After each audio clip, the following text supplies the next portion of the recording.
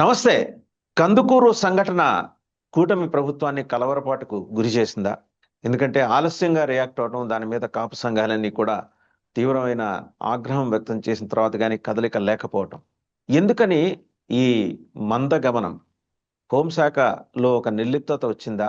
లేకపోతే మనం మన దృష్టికి వచ్చినప్పుడు మాత్రమే రెస్పాండ్ అవుదాం అనే ధోరణ?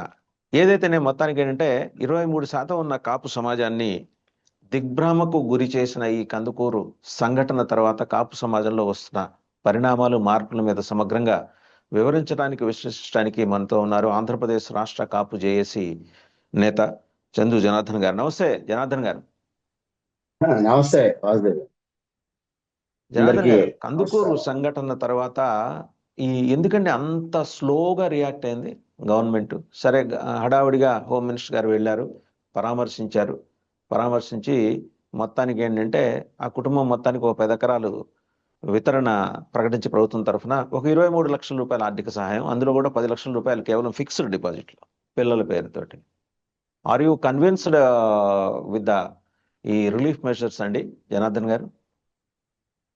వాసుదేవ్ గారు, దీంట్లో ముందుగా మనం లక్ష్మీనాయుడు గారి కుటుంబం మీద పాశవిక దాడిని రాష్ట్ర కాపు చేసి తీవ్రంగా ఖండిస్తాం. అదేవిధంగా దీని మీద రాష్ట్ర కాపు చేసి ప్రత్యేకమైన ఆందోళన చేసింది.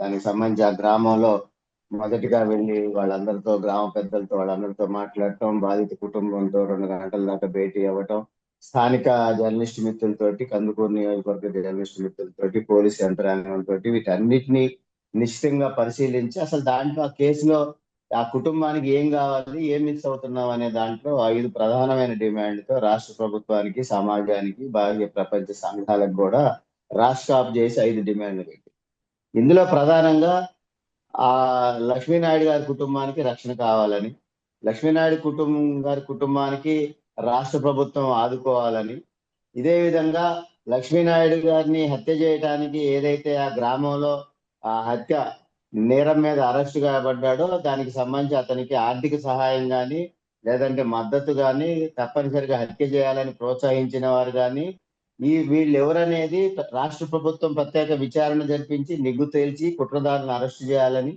అదేవిధంగా ఏ ఈ కేసుకు సంబంధించి హత్య జరిగిన తర్వాత నేరుగా పోలీస్ స్టేషన్ కి వెళ్ళారా, రాజబాటలో వెళ్ళారా, రెడ్ కార్పెట్ పరిచి వెళ్ళారా, అదేవిధంగా ఈ కేసుని నిర్వీర్యం చేయడానికి, హత్య కేసుని ఆ, యాక్సిడెంట్ కేసుగా మార్చడానికి స్థానిక నాయకత్వం కానీ, రాష్ట్ర స్థాయి నాయకత్వం కానీ ఎటువంటి జోక్యం చేసుకుంది? నిజంగానే పోలీసు ఉన్నతాధికారులతో మాట్లాడారా? ఆ ప్రయత్నం జరిగిందా? కేసు యాక్సిడెంట్ కేసుగా మార్చే ప్రయత్నం జరిగిందా అనేది విచారణ జరిపించి ఆ కుట్రదారులను అరెస్ట్ చేయాలని, నిజంగానే హత్యని మార్చి అది యాక్సిడెంట్ కేసుగా మార్చే ప్రయత్నం చేసిన నాయకత్వం ఉంటే వాళ్ళ మీద రాష్ట్ర ప్రభుత్వం కానీ, పార్టీ కానీ చర్యలు తీసుకోవాలని పూర్తి స్థాయిగా 5 డిమాండ్లతోటి రాష్ట్ర కాపు చేసి డిమాండ్ చేసింది. దానికి దారకానిపాడు గ్రామంలో కానీ, నియోజకవర్గ హెడ్ క్వార్టర్లో కందుకూరులో కానీ అదే రోజు దీనికి సంబంధించి మీడియా సమావేశం పెట్టి రాష్ట్ర ప్రభుత్వానికి ఒక రిప్రజెంటేషన్ అనేది పంపడం జరిగింది. ఒక ఒక ప్రశ్న అయితే ఒక ప్రశ్న అండి జనార్దన్ గారు. 10 ఎకరాలు బాధితులు కుటుంబంలో ముగ్గురు, ఒక ఆయన చనిపోయారు. అది దాన్ని యాక్సిడెంట్ అంటారా లేకపోతే హత్య అంటారా? చనిపోయారు. ఇంకొక ఆయన కోమా నుంచి కోలుకుంటున్నారు. ఇంకొక ఆయనకేమో పాపం నడుములు పడిపోయినాయి, స్పైనల్ కార్డ్. 10 ఎకరాలు అవి సాగుకి అవకాశం ఉన్నాయా లేదో తెలియదు. 2 ఎకరాలు అనౌన్స్ చేసినంత మాత్రాన ఆ కుటుంబం వెత తీరుతుందా? ఒకటి. 2 పసిపిల్లలు, వాళ్ళకి 5 లక్షల రూపాయలు చొప్పున ఎఫ్డి వేశారంట. మంచిదే, we have to welcome such kind of measures from government. ఒక సపోర్టు, భరోసా దొరకటం అనేది ఖచ్చితంగా స్వాగతించాలి. అబోవ్ పాలిటిక్స్ నేను మాట్లాడుతున్నా. బట్ ఆ ఇచ్చిన కాంపన్సేషన్ తోటి రేపు పొద్దున వాళ్ళు ఆ ఊళ్ళో సాగు చేసుకోవటానికో లేకపోతే పొలం చేసుకోవటానికో అవకాశం ఉన్న వెసులుబాటు ఉందా? అండ్ రెండోది, ఇంత ఆలస్యంగా రెస్పాండ్ అవటం ఏంటి? అంటే ఇష్యూ బాగా కాకరేగితే గానీ రెస్పాండ్ కానీ ఒక నిర్లిప్త వాతావరణం ఎందుకు నెలకొంది ప్రభుత్వంలో? ఇప్పుడు ఇది రాష్ట్ర ప్రభుత్వం ఆలస్యంగా స్పందించిన మాట వాస్తవం వాసుదేవ్ గారు. ఇందులో మీరు అడిగిన అంశంలో దానికి సంబంధించి 10 ఎకరాలు ప్రాణం విలువ చేస్తుందా, 10 ఎకరాలతో ప్రాణానికి వెల కడతారా అనే దాంట్లో మీరు అడుగుతున్న ప్రశ్నలో నేను తప్పనిసరిగా దాన్ని ఖండిస్తానే ఉన్నాం. ఏంటంటే 10 ఎకరాలు ప్రాణం విలువ అవ్వదు. అదేవిధంగా వారి మీద దాడికి గురై వారిద్దరు చావు బతుకుల దాకా వెళ్ళేదానికి కూడా సమానం అవ్వదు. దీంట్లో ముఖ్యంగా రాష్ట్ర ప్రభుత్వాన్ని ఏదైతే లక్ష్మీనాయుడు గారి సతీమణికి తప్పనిసరిగా రాష్ట్ర ప్రభుత్వ ఉద్యోగం ఇవ్వాలని చెప్పి ప్రధానమైన డిమాండ్ కూడా రాష్ట్ర కాంగ్రెస్ చేసింది.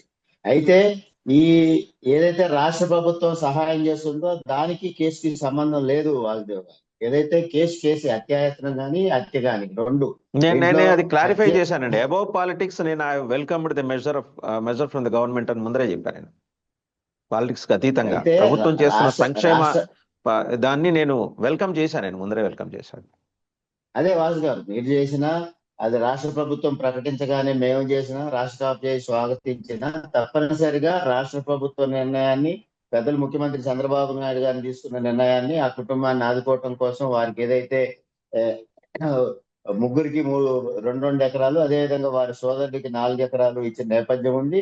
అదేవిధంగా అదే కేసులో అదే హత్యాయత్నంలో గాయపడ్డ భార్గవ్ గారికి కూడా మరో 2 ఎకరాలు ఇవ్వమని చెప్పి కూడా డిమాండ్ చేశాం. అయితే దాంట్లో మొత్తంగా ఆ ఇన్సిడెంట్ లో భార్గవ్ గారిని రాష్ట్ర ప్రభుత్వం విస్మరించడం జరిగింది.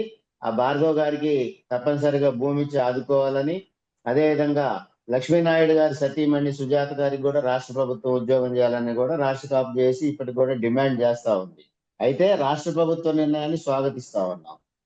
ఈ భూమి ఆ ప్రాణానికి విలువ అవుతుందా అంటే అవ్వదు.